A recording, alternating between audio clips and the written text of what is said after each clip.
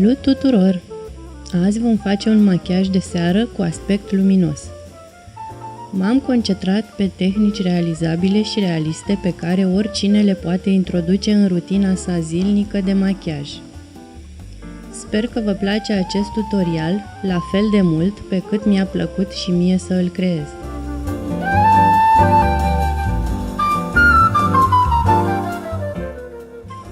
Deci, împreună cu modelul nostru de azi, Gabriela, să trecem la treabă. Încep mereu cu un ten curat, așa că folosesc apa micelară de la Garnier pentru a îndepărta orice urmă de machiaj sau impuritate. Apa micelară este blândă cu pielea și este potrivită în special pentru toate zonele sensibile ale ochilor.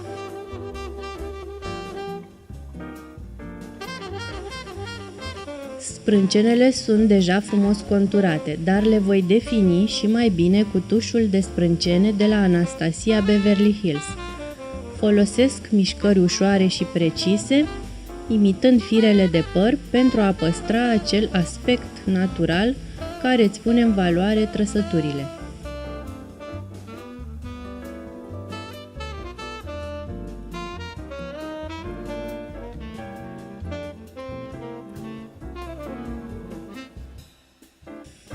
Aplic un primer pe pleoape pentru a pregăti terenul pentru machiajul ochilor.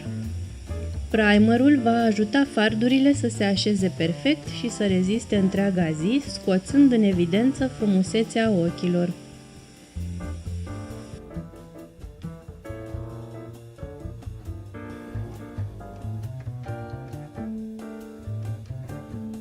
Apoi aleg o nuanță caldă și subtilă, Pride, din paleta Jaclyn Hill de la Morphe și o aplic în pliul ploapei. Acest pas adaugă profunzime privirii și creează o bază frumoasă pentru culorile ce vor urma. Ploapele Gabrielei sunt deja superbe, iar nuanța aceasta doar le evidențiază mai bine. Acum folosesc o nuanță mai intensă din paleta Anastasia pentru colțurile externe ale ochilor. Acest pas adaugă intensitate și adâncime privirii, accentuând forma naturală a ochilor.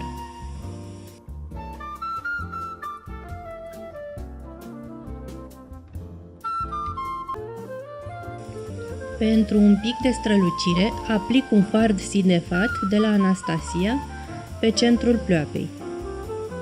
Acesta captează perfect lumina și adaugă un plus de eleganță privirii.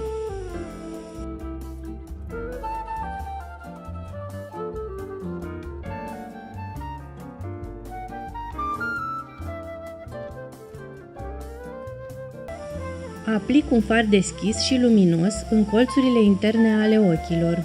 Acest truc simplu deschide privirea și adaugă un strop de lumină, făcând ochii să pară mai mari și mai strălucitori.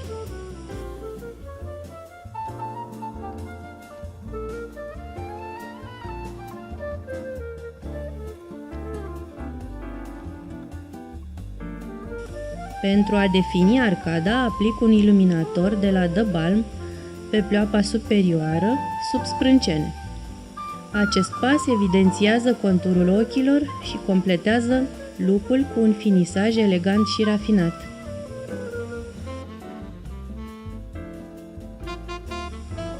Folosesc tușul de la MAC pentru a crea o linie subțire și elegantă de-a lungul genelor superioare. Acest lucru adaugă definire și intensitate privirii, făcând ochii să iasă în evidență.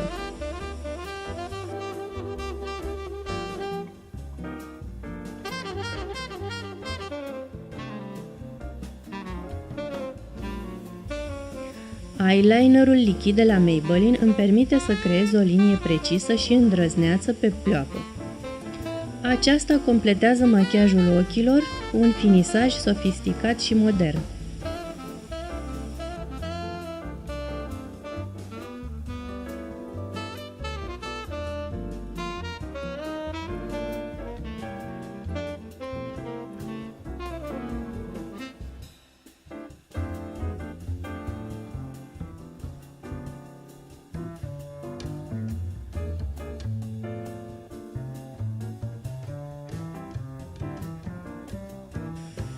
Adaug un strop de culoare cu rimelul albastru metalic de la Lancôme.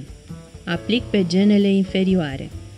Această notă jucăușă accentuează frumusețea ochilor și adaugă un element surpriză în machiaj.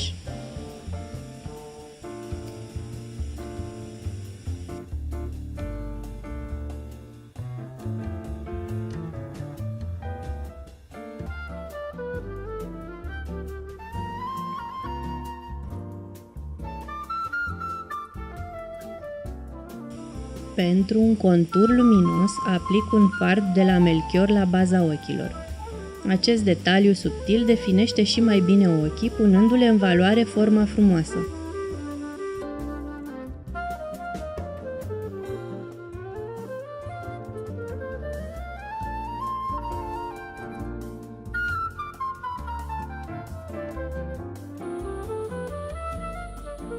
Pregătesc apoi tenul aplicând un ser hidratant cu colagen și complex True C de la Ole Henriksen.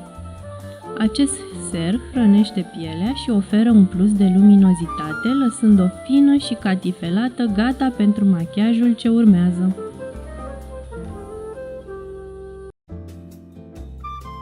După ser, aplic o cremă hidratantă cu efect de matifiere de la Origins. Aceasta echilibrează tenul și controlează excesul de sebum, asigurând un finisaj mat și o bază perfectă pentru fondul de ten.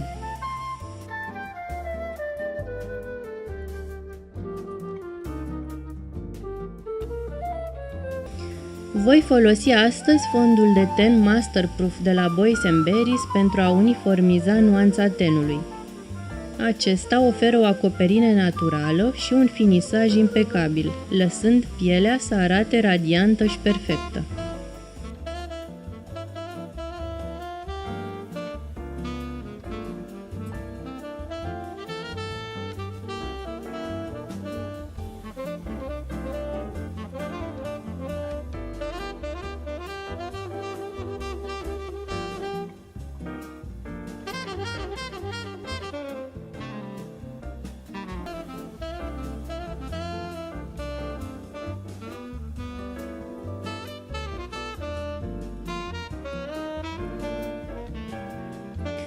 Pentru a acoperi micile imperfecțiuni și a lumina zona de sub ochi, aplic anticearcănul de la Rimmel.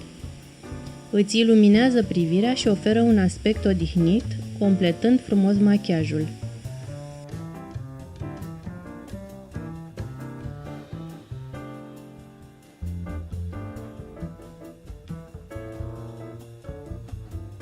Fixez totul cu pudra de la Make Up Forever, care oferă un finisaj ultra fin și natural. Machiajul va rămâne impecabil întreaga zi, fără să-și piardă prospețimea.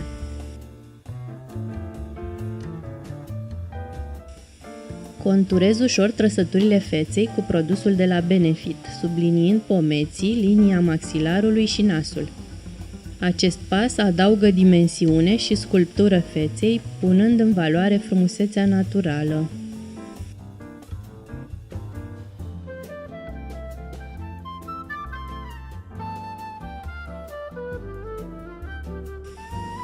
Aplic bronzerul de la MAC pentru a adăuga un strop de căldură și strălucire feței.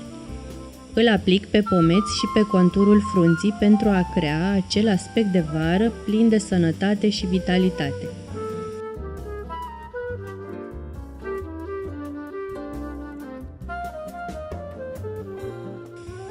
Ofer un strop de culoare în obraj cu blush-ul de la Sephora.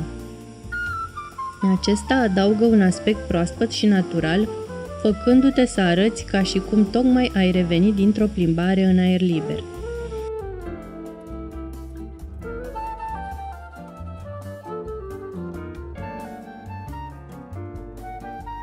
Pentru un plus de glam, aplic un pigment cu sclipici de la Inglot pe ploape. Sclipirile delicate îți conferă un look strălucitor și sofisticat, perfect pentru o seară specială. Folosesc în continuare iluminatorul de la The Balm pe punctele înalte ale feței, pomeți, puntea nasului și arcadă. Aceasta îți va oferi un finisaj luminos și radiant, scoțând în evidență trăsăturile cele mai frumoase. Completezi privirea cu smocuri de gene false de la Melchior, fără noduri și de mărime medie. Acestea adaugă volum și lungime genelor, păstrând totodată un aspect natural și delicat.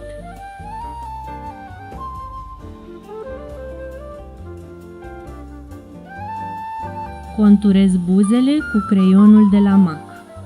Acesta definește forma buzelor și previne rujul să se întindă, oferindu-le un aspect perfect conturat și seducător.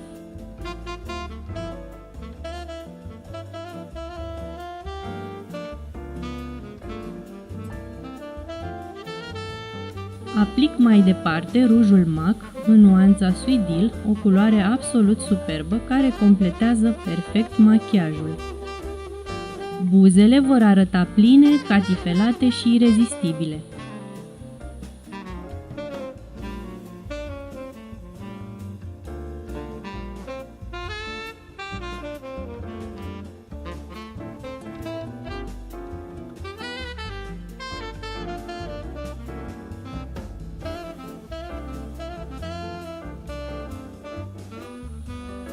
Ajustezi ușor forma buzelor dacă este necesar pentru a le echilibra și a le face să pară și mai pline și mai bine definite. Fiecare detaliu contează pentru a obține un look perfect.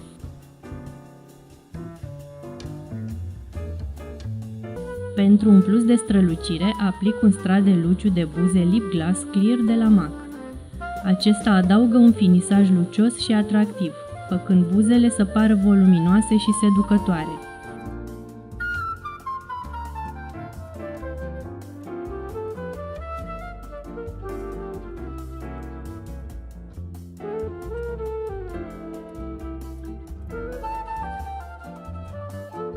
Închei machiajul cu un strat de rimel negru waterproof de la Maybelline.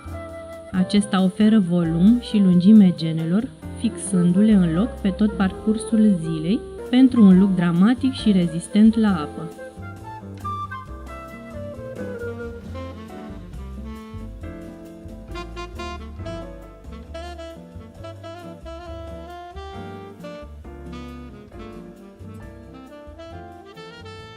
Asta e tot pentru astăzi. Sper că v-a plăcut machiajul nostru.